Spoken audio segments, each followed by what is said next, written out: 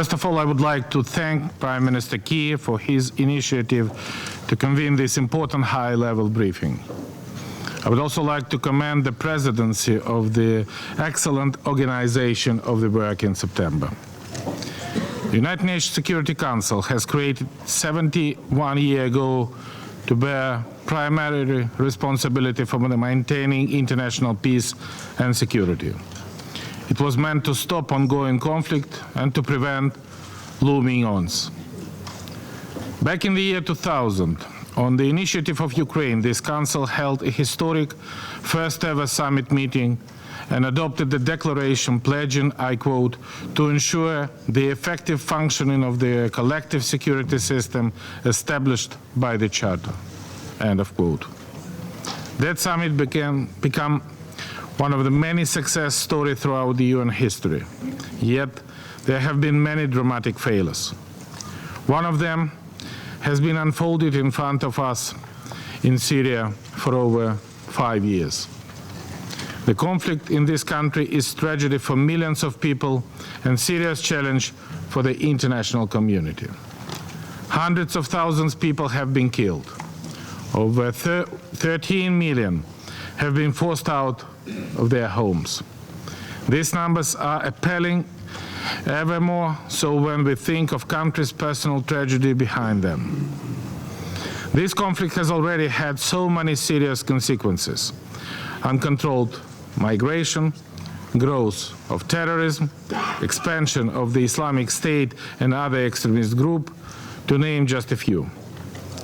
Yet it poses further severe risk.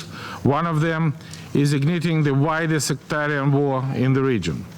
And we consider that the Syrian government bears full responsibility for its country's present condition and for the terrible suffering of its own people. It is with the utmost dismay that we learned just 2 days ago of a barbaric attack of the humanitarian convoy in Aleppo. This crime came on top of the Syrian regime unilateral withdrawal from the week-long ceasefire. It is nothing but a clear proof of the culture of impunity that fuels the Syrian conflict. This outrageous lack of the accountability is stain of this council.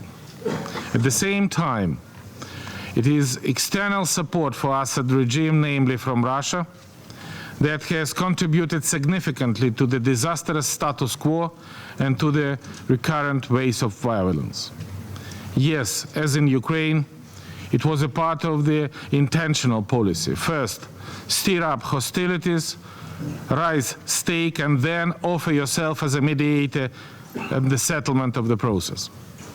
In the meantime, grab ground and secure your position for the imposing a solution you please. This sounds pretty familiar to my own country, which continues to be a testing ground for absolutely similar Russian tactics. Mr. President, I cannot help insisting that United Nations and its Security Council in the first place have failed to bring peace and security to Syria. This failure undermines the whole mission of the United Nations and challenges its very existence. Inaction of the Security Council in dealing with the Russian armed aggression against Ukraine and occupation of Crimea has allowed Moscow to use Peninsula now as a military outpost for projecting power in Syria. As war there rages on, huge numbers of Russian war assets are deployed to Syria by ships based in Crimea, occupied by Russian troops. All this once again highlights an absolutely urgent and critical need to reform the Security Council, above all as regards the veto power. No veto should be able to block the Council action when it has to respond to the situation of mass atrocities. With so many lives lost in the recent decades due to such crimes, we must finally start the process of removing this obstacle to provide for more effective United Nations Security Council. Mr. President, we strongly condemn the use of the chemical weapons, barrel bombs, tortures and other crimes being committed in Syria, specifically against the civilians. These are again flagrant violation of the international law. And we insist that those responsible for these horrific crimes be brought to justice.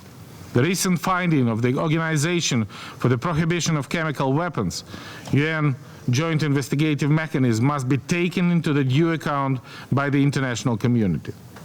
And furthermore, we condemn the denial of the humanitarian access to those in need, let alone bombing of aid convoy and the siege against the civilian population.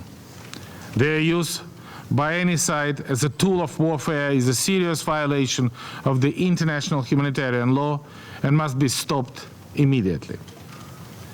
Dear President, Ukraine once again reaffirmed the imperative of full compliance with the fundamental principle and norm of international law, everywhere, at all time, and by all. The political process in Syria should be aimed at restoring sovereignty and territorial integrity of the country and establishing a credible, inclusive transitional governing body with ample executive power.